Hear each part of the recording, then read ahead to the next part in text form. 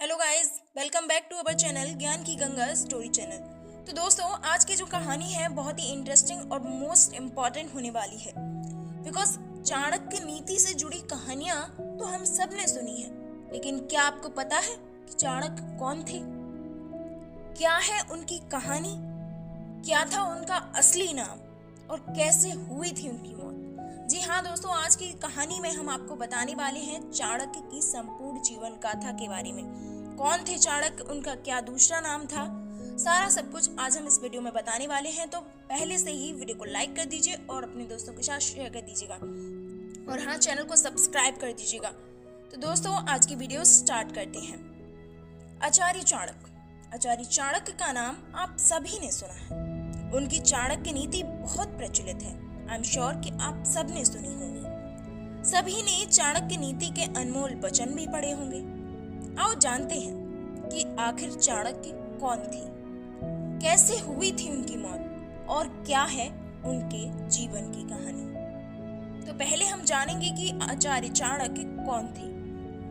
चाणक्य मगध सीमावर्ती गांव के एक साधारण ब्राह्मण के पुत्र थे। सीमावर्ती मतलब मगध से एक गांव की सीमा, मगध की और एक गांव की एक ही सीमा थी। सीमावर्ती गांव मगध के पास के गांव में एक ब्राह्मण के पुत्र थे। उनके पिता यानी कि चाणक्य के पिता का नाम चणक था।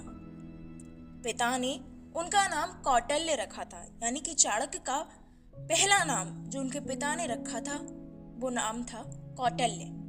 अपनी पहचान छुपाने के लिए कौटिल्य ने अपना नाम विष्णुगुप्त रख लिया था।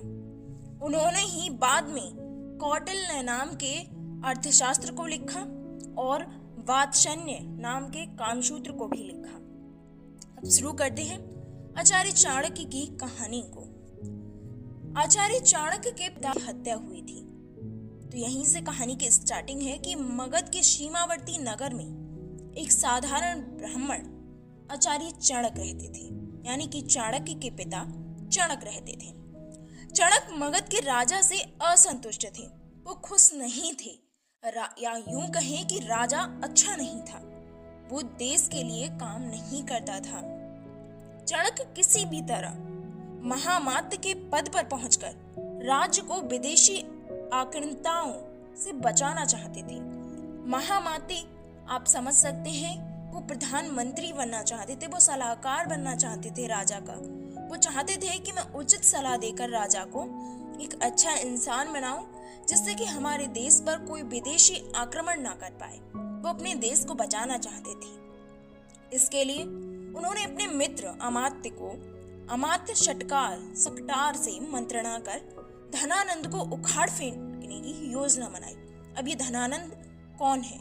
धनानंद है मगध का सम्राट, यानी कि मगध का राजा। तो आचार्य चाणक्य के पिता चणक अपने मित्र अमात्य सकटार जो राजा का अमात्य था, राजा का सलाहकार था, सकटार वो चणक का मित्र था। तो उससे मंत्रणा करके धनानंद को उखाड़ फेंकने की योजना बनाते हैं चणक। लेकिन गुप्तचर के द्वारा महामात्य राक्षस और कात्यायन को, जो उसके और महामात्य थे, उनको इस षड्यंत्र का पता लग जाता है। उसने मगध सम्राट धनानंद को इस षड्यंत्र की जानकारी दे दी। तो मगध सम्राट ने अपने अहंकार में डूबकर उस चणक को, यानी कि आचार्य चाणक्य के पिता को बंदी बना लिया और राज्य भर में खबर फैल गई कि राजद्रोह के अपराध में एक ब्राह्मण की हत्या की जाएगी। चणक के किशोर पुत्र कौटिल्य को ये बात पता चली तो वह चिंतित और दुखी हो गया। चणक का कटा हुआ सर राजधानी के चौराहे पर टांग दिया गया। पिता के कटे हुए सिर को देखकर कौटिल्य यानी कि चाणक्य की आंखों में आंसू टपक रहे थे। उस वक्त चाणक्य की आयु 14 वर्ष की थी। रात के अंधेरे में उसने बांस पर टंगे अपने पिता के सिर को धीरे धीरे नीचे उतारा और एक कपड़े में लपेटकर चल दिया। अब जानते हैं उस शपथ के बारे में जो आचार्य चाणक्य ने ली थी। तो वो अपने पिता के सिर को कपड़े में लपेटकर चल देते हैं और अकेले पुत्र ने यानी कि अकेले चाणक्य ने अपने पिता का दाह संस्कार किया। तब कौटिल्य ने यानी कि चाणक्य ने गंगा का जल हाथ में लेकर शपथ ली कि हे गंगे, जब तक हत्यारे धनानंद से अपने पिता की हत्या का प्रतिशोध नहीं लूंगा, तब तक पकाई हुई कोई वस्तु नहीं खाऊंगा। जब तक महामात्य के रक्त से अपने बाल नहीं रंग लूंगा, तब तक ये शिखा खुली ही रहेगी। शिखा मतलब चोटी। वो ब्राह्मण थे तो उनकी शिखा थी, तो उन्होंने कहा कि जब तक उस महामात्य के जिसने इस षड्यंत्र की खबर राजा तक पहुंचाई उसके खून से अपने बाल नहीं रंग लूंगा, तब तक ये मेरी चोटी खुली ही रहेगी। मेरे पिता का तर्पण तभी पूरा होगा जब तक कि हत्यारे धनानंद का रक्त पिता की राख पर नहीं चढ़ेगा। हे यमराज, धनानंद का नाम तुम अपने लेखे से काट दो। उसकी मृत्यु का लेख अब मैं ही लिखूंगा। तो उसके लिए उन्हें काफी कुछ करना पड़ा, अपना नाम बदलना पड़ा। तो वही जानेंगे कि विष्णुगुप्त बनकर क्यों रहे चाणक्य। इसके बाद कौटिल्य ने प्रतिज्ञा के बाद कौटिल्य ने अपना नाम बदलकर विष्णुगुप्त रख लिया। एक विद्वान पंडित राधा मोहन ने विष्णुगुप्त को सहारा दिया। विष्णुगुप्त यानी कि 14 वर्षीय कौटिल्य को सहारा दिया। राधा मोहन ने विष्णुगुप्त की प्रतिभा को पहचाना और उन्हें तक्षशिला विश्वविद्यालय में दाखिला दिलवा दिया। ये विष्णुगुप्त अर्थात चाणक्य के जीवन की एक नई शुरुआत थी। तक्षशिला में चाणक्य ने न केवल छात्र बल्कि कुलपति और बड़े बड़े विद्वानों को अपनी ओर आकर्षित कर लिया। अपने ज्ञान से, अपनी चालाकी से सबको आकर्षित कर दिया।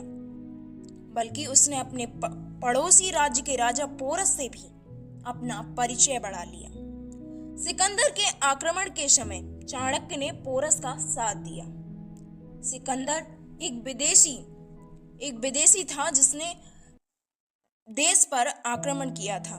तो चाणक्य ने पोरस का साथ दिया और सिकंदर की हार और तक्षशिला पर सिकंदर के प्रवेश के बाद विष्णुगुप्त अपने गृह प्रदेश यानी कि मगध चले गए और यहाँ से प्रारंभ हुआ उनका एक नया जीवन। उन्होंने विष्णुगुप्त नाम से सटकार से मुलाकात की। सकटार यानी कि उनके पिता का मित्र, जो अब बेहद ही वृद्ध हो चला था, बहुत बूढ़ा हो चुका था। चाणक्य ने देखा कि मेरे राज्य की क्या हालत कर दी है धनानंद ने।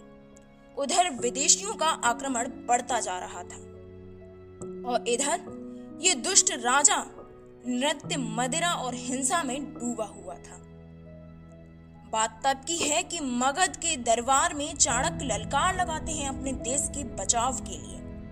तो एक दिन विष्णुगुप्त भरी सभा में पहुंच गए। चाणक्य ने उस दरबार में क्रोधवशी अपना परिचय तक्षशिला के आचार्य के रूप में दिया और राज्य के प्रति अपनी चिंता व्यक्त की।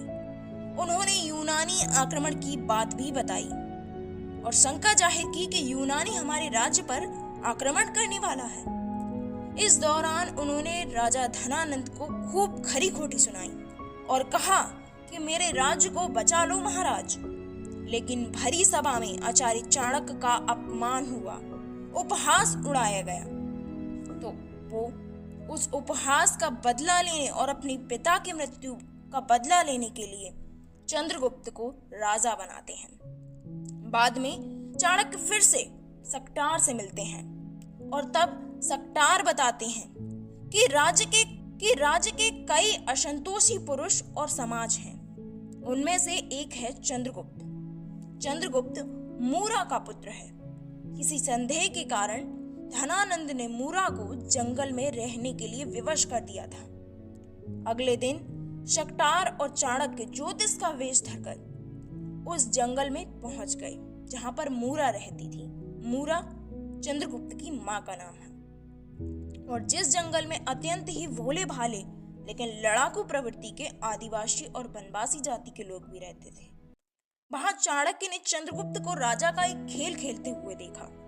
तब चाणक्य ने चंद्रगुप्त को अपने जीवन का लक्ष्य बना लिया और फिर शुरू हुआ चाणक्य का एक और नया जीवन। कौटिल्य उर्फ विष्णुगुप्त अर्थात चड़क का पुत्र चाणक्य ने। तब चंद्रगुप्त को शिक्षा और दीक्षा देने के साथ ही भील आदिवासी और वनवासियों को मिलाकर एक सेना तैयार की और धनानंद के साम्राज्य को उखाड़ फेंककर चंद्रगुप्त को मगध का सम्राट बनाया। बाद में चंद्रगुप्त के साथ ही उसके पिता बिंदुसार और पौत्र सम्राट अशोक ने भी चाणक्य को महामंत्री पद पर रहकर मार्गदर्शन किया। इससे आगे की स्टोरी हम कल की वीडियो में बताएंगे, क्योंकि ये वीडियो बहुत ज़्यादा लॉन्ग नहीं होनी चाहिए। तो दोस्तों, हमारी ये 2 दिन की सीरीज देखिएगा। कल हम जानेंगे कि आचार्य चाणक्य की मृत्यु कैसे हुई। तो बस वीडियो अच्छी लगी हो तो वीडियो को लाइक कर दीजिएगा, अपने दोस्तों के साथ शेयर कर दीजिएगा और चैनल को सब्सक्राइब कर दीजिएगा। नोटिफिकेशन बेल को भी जरूर ऑन कर दीजिएगा। अगर आप चाहते हैं कि हाँ कल का भी वीडियो आनी चाहिए तो बस वीडियो को बहुत सारा लाइक कीजिए। मिलते हैं ऐसी अगली कहानी में, तब तक के लिए